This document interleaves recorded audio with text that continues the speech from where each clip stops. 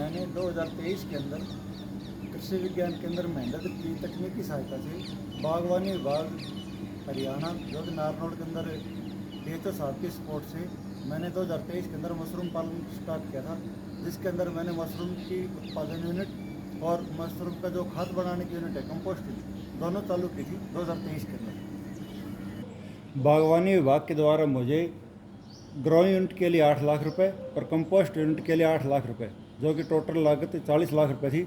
इसमें 16 लाख रुपए की मुझे अनुदान राशि उन्होंने सब्सिडी के तौर पे मुझे दी है।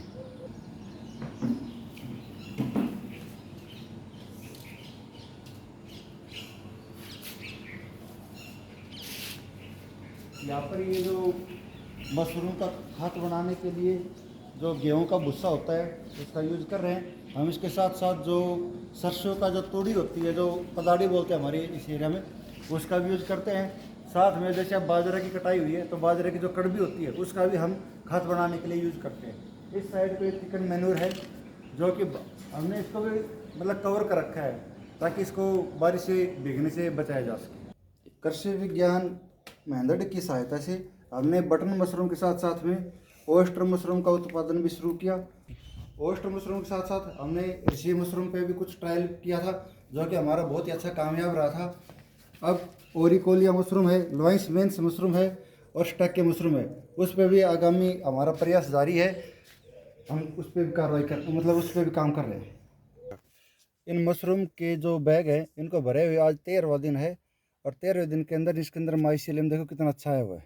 जबकि हमने अब इस पर कुछ कवरिंग भी कर रहे हैं और कुछ एक पे कवरिंग हमने कर भी दी है। आज इस पर टोटली कवरिंग होके इस पर पहला जो वाटरिंग का पानी है वो पानी आज दे दिया जाएगा। ये हमने यहाँ पर कवरिंग कर दी है। जब मशरूम का उत्पादन शुरू किया तो मशरूम का अच्छा उत्पादन होने के कारण अच्छी आमदनी होने लगी, लेकिन कई बार क्या है मार्केट के अंदर डिमांड कम हो जाती है, प्रोडक्शन ज़्यादा हो जाता है, जिसके कारण मशरूम बेचने के लिए परेशानी आई। फिर दूसरी क्या, मशरूम की जो सेल्फ लाइफ है बहुत ही कम है। उसके निदान के लिए कृषि विज्ञान केंद्र जो मेहंदड़ है उन्होंने मेरे को कहा कि इसकी आप प्रोसेसिंग यूनिट के पे ध्यान दीजिए। तो डॉक्टर पूनम यादव और डॉक्टर नरेंद्र यादव जो कृषि विज्ञान केंद्र हैं और डॉक्टर जयलाल, उन्होंने मेरे को इसके अंदर प्रोसेसिंग के अंदर जैसे मशरूम के बिस्किट, मशरूम के जैसे ये नमकीन बना, ये सब्जी वाली नमकीन है जो कि इसके अंदर मशरूम जो ओयस्टर मशरूम है उसको सन ड्राई करके ना उसका पाउडर बना के इसके अंदर 15% मशरूम का पाउडर इसके अंदर हमने मिला रखा है। दूसरी ये खाने वाली नमकीन है जो कि थोड़ी मोटी होती है।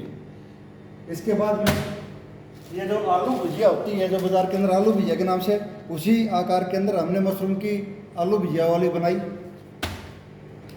और अब ये मशरूम के बिस्किट बनाए जा रहे हैं। मशरूम जो ओयस्टर मशरूम है उसका अचार भी हमने बनाया है और जो बटन मशरूम है उसका अचार बना है। मिल्की मशरूम पर भी हमने अचार भी बना है और उसको सुखाई भी है।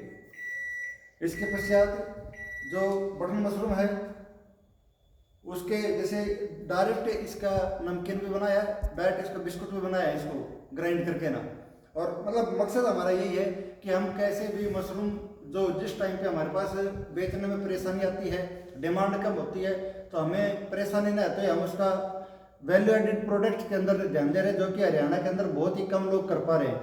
इससे दोनों फायदे हैं, एक तो हमारा जो प्रोडक्ट है उसकी सेल्फ लाइफ बढ़ जाएगी, न्यूट्रिशन वैल्यू बढ़ेगी। दूसरा क्या है कि हमें बाजार पे डिपेंड नहीं होना पड़ेगा और हमारे पास एक दूसरा एक अल्टरनेट हो जाएगा जिससे हम अपना कोई प्रोडक्ट है हम अच्छे रूप में मतलब कि सूखे रूप में भी हम बाहर मार्केट के अंदर उतार सकते हैं। स्टार्ट मैंने मशरूम की खेती करने से पहले इसके प्रशिक्षण के लिए जो सोनीपत के अंदर जो ट्रेनिंग सेंटर है मूर्थल के अंदर, वहाँ से ट्रेनिंग ली मशरूम के लिए। उसके बाद मैंने उचानी से भी ली है जो उचानी सेंटर है, और कृषि विज्ञान केंद्र मेहंदड़ से भी मैंने ट्रेनिंग ली है। खेती करने के साथ साथ जब मुझे अच्छा काम किया तो जो 11वें मेगा एक्सपो सब्जी वाला है घरौंडा के अंदर अब 2025 के अंदर हुआ था, पूरे हरियाणा के अंदर मशरूम के अंदर मुझे पहला स्थान प्राप्त हुआ था जो कि मुख्यमंत्री जी ने मुझे दिया था इनाम। और जो गिगनाव के अंदर सेंटर है वहाँ पर भी मुझे पहला स्थान प्राप्त हुआ था मशरूम के अंदर ही। और यहाँ पर मैंने मेथड मशरूम जो प्रोडक्ट्स है वहाँ से मैंने पार्टिसिपेट भी किया था।